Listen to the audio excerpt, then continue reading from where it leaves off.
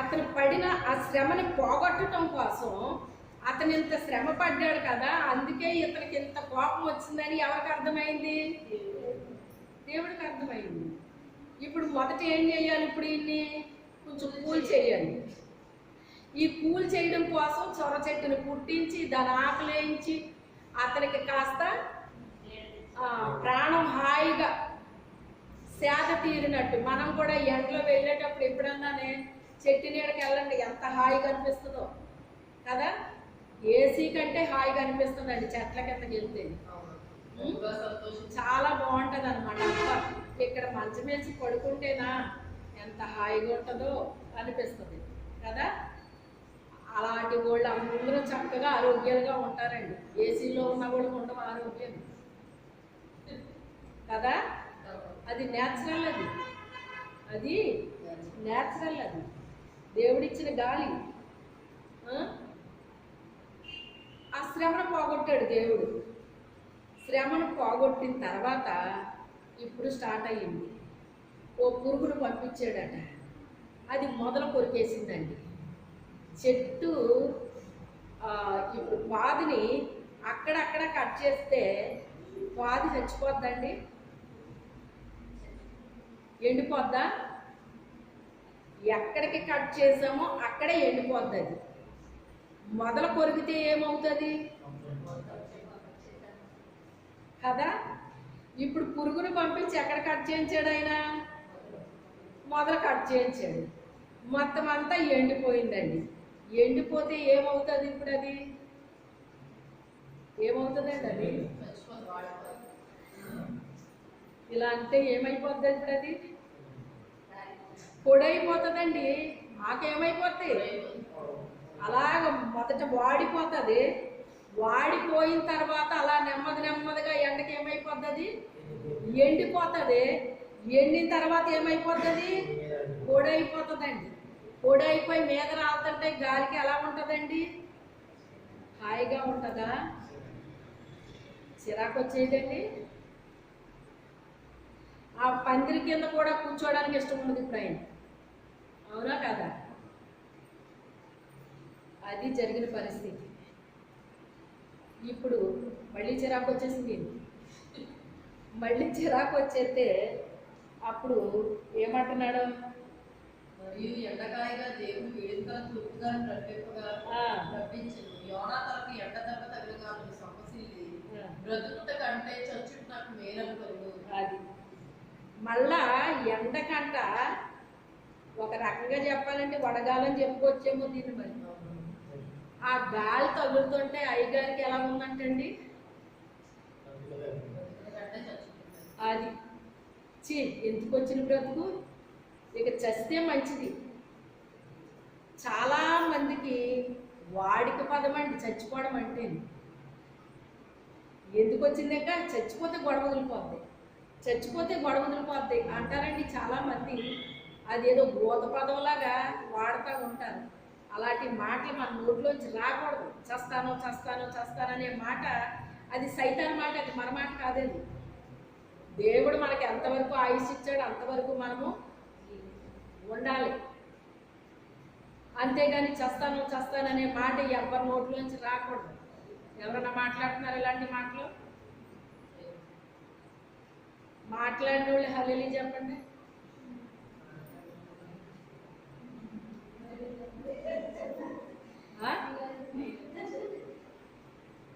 దర్శనంలో ఉన్నారేమో.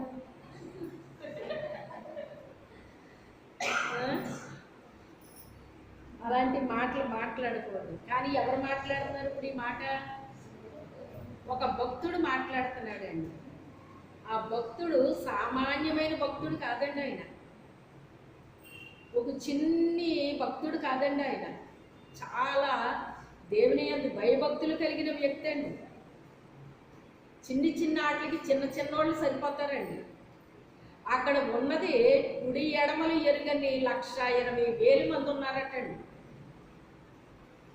అంతమందికి ఒక వార్తను అందించడానికి ఈయన్ని ఏర్పాటు చేసుకున్నాడు దేవుడు. కొన్ని పనులకి కొంతమందిని ఏర్పాటు చేసుకుంటాడు. వాళ్ళు చెయ్యను అన్నా కూడా విడిచిపెట్టడండి. ఆవిడ వాళ్ళనే పంపిస్తాడు, ఎలాగైనా వాళ్ళనే పంపిస్తాడండి.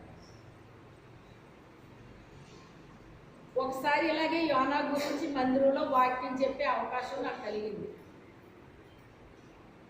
కలిగితే అప్పటికి ఇంకా నాకు సేవ ఇవ్వలేదు దేవుడు, ఏమి ఇవ్వలేదు అన్నమాట. ఇదే వాక్యం చెప్పానండి. అప్పుడు ఇలా చెప్పలేదు కానీ చెప్పాను మొత్తం మీద. అప్పటికే నాకు దేవుడు దర్శనం ఇచ్చి ఓ చోటకి వెళ్ళమని చూపిస్తున్నాడు దేవుడు. చూపిస్తుంటే నేనేమని ప్రార్థన చేస్తున్నానంటే, ప్రభువా నేను వెళ్ళను, ఎవరన్నా పంపించి అక్కడికి అని నేను ప్రార్థన చేస్తున్నాను. బాగుంది కదా. ప్రార్థన చేస్తుంటే దేవుడు ఈమెకి అర్థం అవ్వట్లేదు, ఈమె వెళ్ళాలి అక్కడ కార్యం జరగాలంటే ఈమె ద్వారానే జరగాలి అక్కడ అని దేవుడికి తెలుసు, నాకు తెలియదు. కానీ నేనేమనుకుంటున్నానంటే ఆ ప్రజలు అసలు మాట వినే రకాలు కాదయ్యి, బాబాయ్ నేను వెళ్ళను ప్రభువా, నువ్వు ఎవరినైనా పంపించు అని నేను ప్రార్థన మొదలెట్టానండి. ఆ తర్వాత దేవుడు నాకు ట్రీట్మెంట్ ఇచ్చాడు.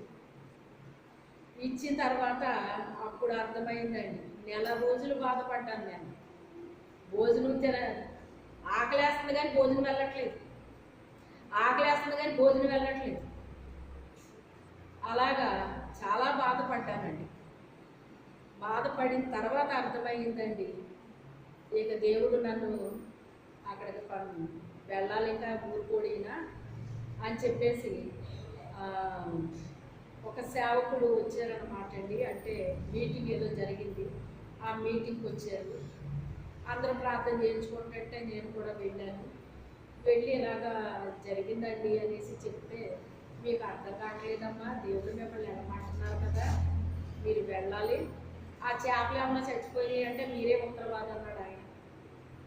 అయ్యి బాబు ఇదొకటి ఉందా మళ్ళీ నాకు అని చెప్పేసి వెంటనే ఇంకా ప్రార్థన చేసుకుని, మరి నేనైతే వెళ్ళడానికి రెడీ ప్రభువా, మరి ఈయన పంపించాను కదా నన్ను అంటే, ఈయన ఎలక్షన్ డ్యూటీ మీద గుడివేశారు. మరి ఆయనతో మాట్లాడు ప్రభువా, మరి నేను రెడీగా ఉన్నాను వెళ్ళడానికి అని చెప్పేసి ప్రార్థన చేస్తే ఆయనకి దేవుడు దర్శనం ఇచ్చారటండి అక్కడ. హల్లెలూయా. ఆయనకి దర్శనం ఇచ్చేటప్పుడు వచ్చిన తర్వాత సర్వసాధారణంగా చెప్పరండి ఇలాంటివి ఏది చెప్పారండి. రాగానే నీ ఏంటో నాకు ఇలాగొచ్చింది తెల్లవారుజాముని అని చెప్పారు. అప్పుడు నేను చెప్పాను అనమాట, అయితే వెళ్ళు వెళ్ళు అని చెప్పేసి అన్నారనమాట. ఆయన అలాగ అంటారని నేను అసలు అనుకోలేదు. మరి నేను రెడీ ప్రభు అని చెప్పాను కదా మరి దేవుడితో. ఆ రీతిగా వెళ్ళానండి. ఒక నెల రోజులు నేను తిరగాల్సి వచ్చింది, చాలా దూరం అనమాట అండి. ఒక నెల రోజులు తిరిగానండి, దేవుడు కార్యం చేసేసాడు. అప్పుడు అర్థమైంది, ఆ రోజు యోనా గురించి చెప్పింది ఎవరికో అనుకున్నాను కానీ నాకు నేనే బోధించుకున్నానా, ఆ యోనాన్ని నేనేనా అని నాకు అప్పుడు అర్థమైంది అనమాట. దేవుడు కొన్ని పనులకి కొంతమందిని ఏర్పాటు చేస్తాడు.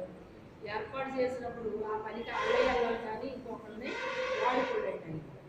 ఇక్కడ 1,20,000 మందిని రక్షించాలనుకున్నాడు. ఆ పనికి యోనా మాత్రమే అక్కడ సూట్ అవుతాడు అనుకున్నాడు. అందుకే ఆయన్నే పంపించడానికి ఆయన మరి సిద్ధపడ్డాడు. చూడండి, తర్సీస్కి వెళ్దాం అనుకున్నా కూడా వెళ్ళకుండా చేయలేదు, కానీ సముద్రం మధ్యలోకి వెళ్ళాక బుద్ధి చెప్పాడండి. అలాగే ఎక్కడికక్కడ బుద్ధి చెప్పాడు అన్నమాట అండి. వేడిగాలు తగులుతుందంట, వేడిగాలు తగులుతుంటే బ్రతుకుట కంటే చచ్చుట మేలు అంటున్నాడు అన్నమాట. అప్పుడు దేవుడు మాట్లాడుతున్నాడు, యోనా ఒక్క రాత్రిలో పుట్టి ఒక రాత్రిలో పెరిగి నీకు నీడనిస్తే నువ్వు ఇంతలాగా నువ్వు దానికోసం విచారిస్తున్నావు కదా, దాన్ని నువ్వు పెంచలేదు, దానికి నీళ్లు పోయలేదు, నువ్వు దానికి ఏమీ చేయలేదు. అలాంటి దానికోసం నువ్వు ఇంత విచారిస్తున్నావు, బాధపడుతున్నావు. అలాంటిది నా బిడ్డలో గుడి ఎడమని ఎరుగని 1,20,000 మంది విషయంలో నేను విచారపడొద్దా అన్నాడు దేవుడు అక్కడ. చూసారా, దేవుడు మనకి కొన్ని గుణపాఠాలు నేర్పిస్తూ ఉంటాడు అనమాట అండి. కొన్ని గుణపాఠాలు నేర్పిస్తూ ఉంటాడండి.